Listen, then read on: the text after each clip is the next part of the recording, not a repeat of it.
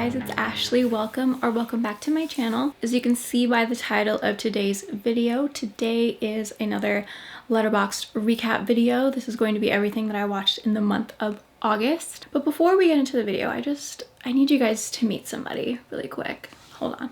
Everyone meet Meadow, our new baby poodle that we just adopted yesterday. She's actually a Friday the 13th baby, which we didn't even know until after we adopted her. And I was like, yeah, of course she is. But she is just the sweetest, most cutest thing ever. So y'all can welcome her to the family. Okay, I gotta go talk about movies now. Say bye. Alrighty guys, so everything I watched in the month of August. This is definitely a very diverse month in terms of the stuff that I watched. I was kind of all over the place in August, and it kind of shows. Excuse me, Willow. It kind of shows in what I watched, but it was still a really great month, so I'm just gonna get into the recap. Also, I apologize in advance for the crazy hair. Things tend to get a little nuts when I let the curls out. So, alrighty, so starting off the month of August with a childhood favorite, an ultimate comfort movie, I rewatched Freaky Friday from 2003. So of course I wanted to rewatch this classic because of the sequel, Freakier Friday, that was going to come out later in August. I rewatched this with my mom and my sister, and you know what? Such a blast. You know, I really do feel like you kind of had to be there to truly appreciate this masterpiece. I wasn't really a Disney kid growing up. I watched a lot of adult stuff as a child, but there were a few Disney films and other children's films that I really did love as a kid, and this one was one of them. I was 8 years old when this came out, and I actually vividly remember watching it in the theater. I always loved it. I had the CD and I listened to it all the time. I'm so mad at myself that I recently sold it on Depop. Like, what the hell is wrong with me? But yeah, so freaking good. Hits me in the feels. As always, 4.5 stars and a great way to start off the month. And since I just talked about the 2003 version, it makes sense to just go ahead and talk about the new one, Freakier Friday, which I also watched in August. I watched this one with my mom and sister as well. We all love the 2003 Freaky Friday, so of course we had to see this one together. And you know what? It was cute. It was good. I was in no way expecting it to be better than the 2003 version, and it's definitely not, but did it make me tear up a little bit at the end? Yes, but it definitely was because of the nostalgia, for sure. It had a lot of really cute moments, and it was great just seeing those characters again, so I gave Freakier Friday 3 stars. Okay, next film I watched in August was a first time watch for me. Dalton and I were both in the mood to sit down and watch a horror movie that we both had not seen before. So we watched The People Under the Stairs from 1991.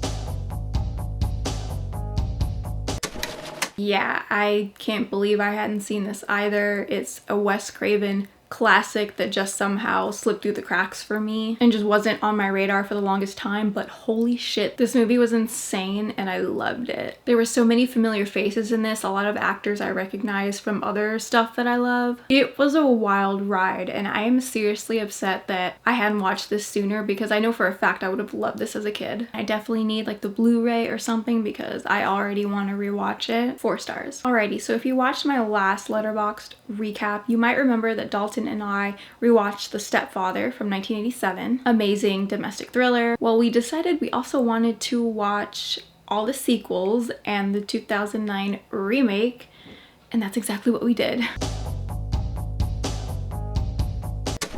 So I had already seen the 89 sequel with Jonathan Brandis, but rewatching this time around, I still stand firm in that it's a pretty damn good sequel. Definitely not as good as the first one, but still entertaining and charming enough. Also, the score to this film is so insanely good.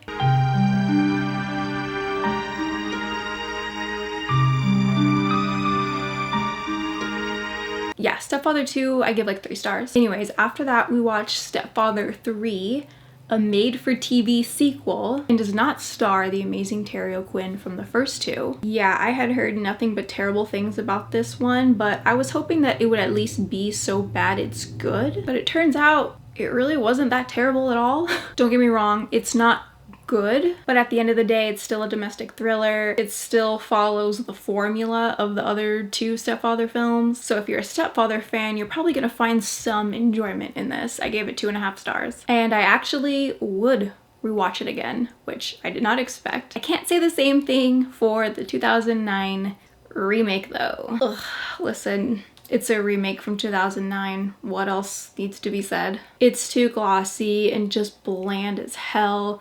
It lacks all the charm from those original Stepfather films, and yeah.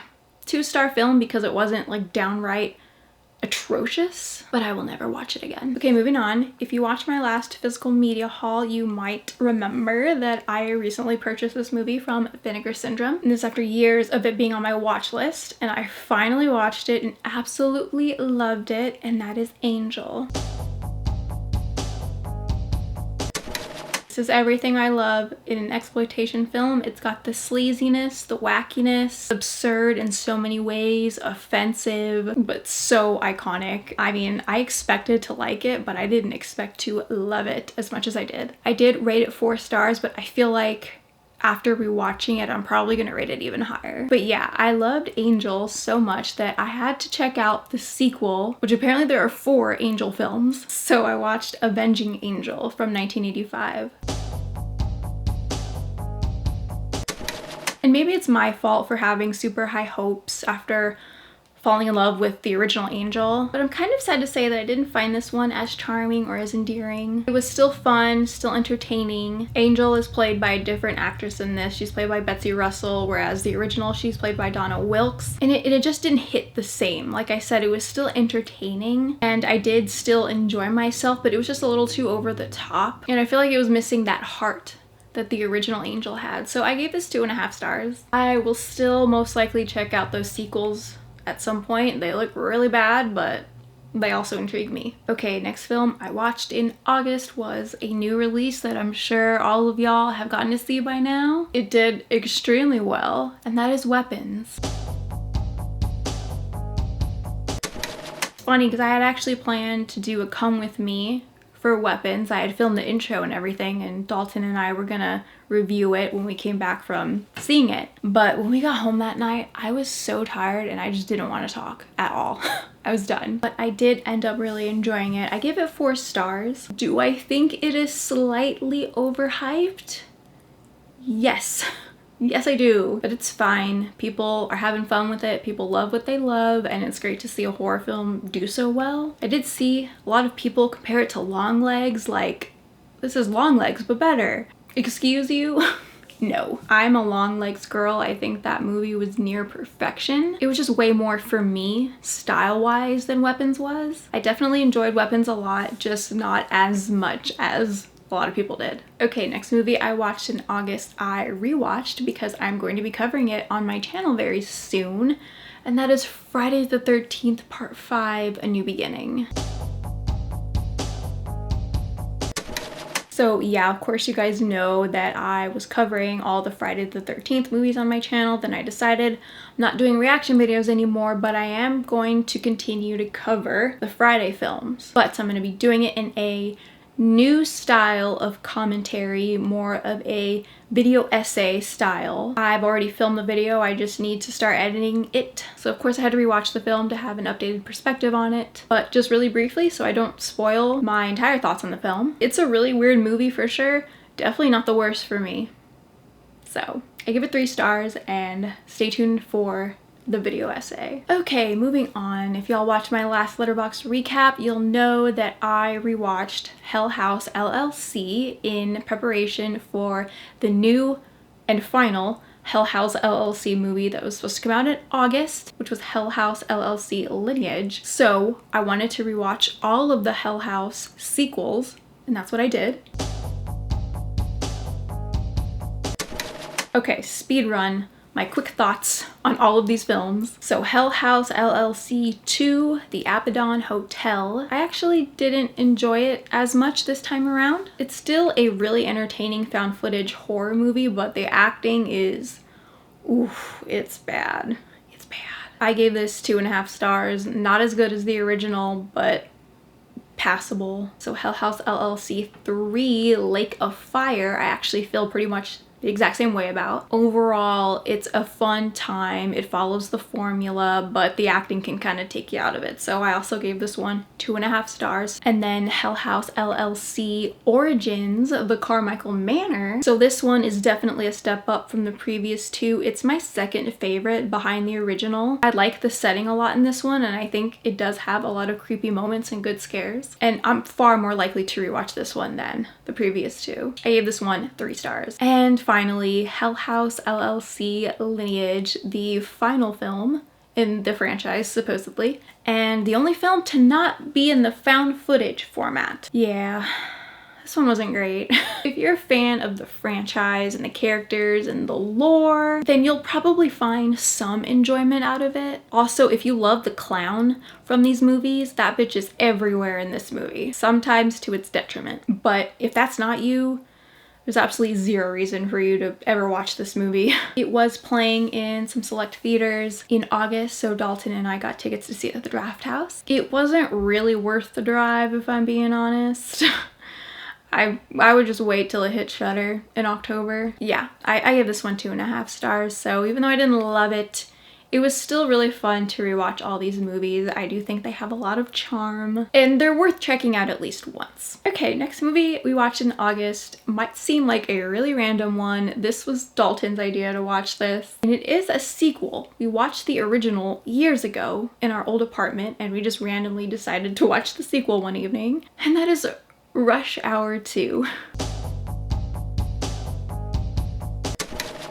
Listen, Dalton turned to me and he was like, "You've shown me a lot of bad movies. I'm gonna show you one." And I'm like, fair enough, let's go. And you know what? I can't really complain. I had a good time. It's definitely not my kind of movie, but it was fun watching all the stunts. I had absolutely no memory of the first one, but it didn't really matter. I gave this 2.5 stars. Okay, next 2 movies might also seem very random, but they're comfort movies for me. And sometimes you just need that. So I watched the Brady Bunch movie and a Very Brady sequel.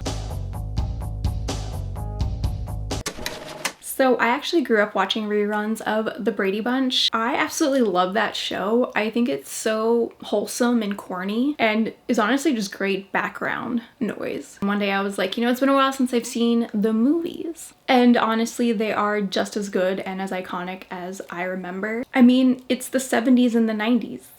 My 2 favorite decades together. I can't imagine anybody watching these movies without having seen The Brady Bunch, because there are so many references that you're gonna miss that are so good. I give the Brady Bunch movie and a Very Brady sequel both 3.5 stars. Okay, next movie I watched in August was a movie that I mentioned in my last physical media haul because I recently got the Criterion release of it, and that is Gummo from 1997. Yeah, I'm not gonna chat about this one for too long, but I'll just kind of reiterate what I said in my haul video. Go check out that video if you haven't, but basically, it's hard to say that I enjoy this film, but I do really appreciate what they were going for here. You know, showing the not so beautiful stuff that isn't often depicted in cinema, but the animal abuse in this film knocked it down like a full star for me. I gave this 2.5 stars, but I would have rated it higher if it wasn't for the animal abuse. You can check it out if you want, but there's just no damn need for that. No damn need. Alrighty, just 2 more movies left for August, and the next one is yet again another comfort film. So Dalton and I were considering rewatching Buffy the Vampire Slayer, the series, and then he was like, "Have you ever seen the movie?" And I'm like, yeah, that's literally a childhood favorite. Got to see it at the Draft House in 2019. So we watched it, Buffy the Vampire Slayer from 1992.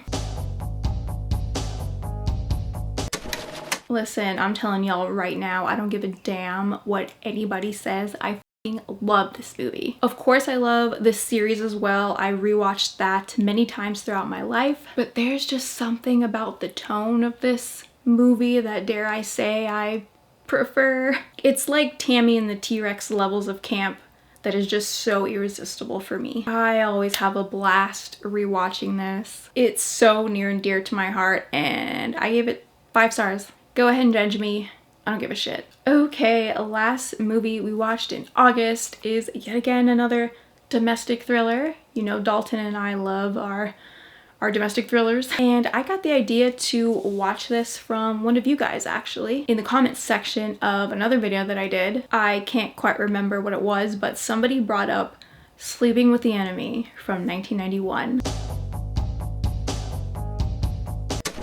So I actually have seen this before. It was on cable a lot when I was growing up. I didn't remember a whole lot, but I did remember that it was pretty damn good. And I am happy to report that it is indeed pretty damn good. It's got real great suspense, and I just love the thrillers from the 80s and 90s. They don't make them like this anymore. They just don't, and it's a shame. But yeah, I gave Sleeping with the Enemy 3.5 stars. That's one I could rewatch any day. Highly recommend if you haven't seen it yet and you love a good thriller. Okay guys, so that was everything I watched in the month of August.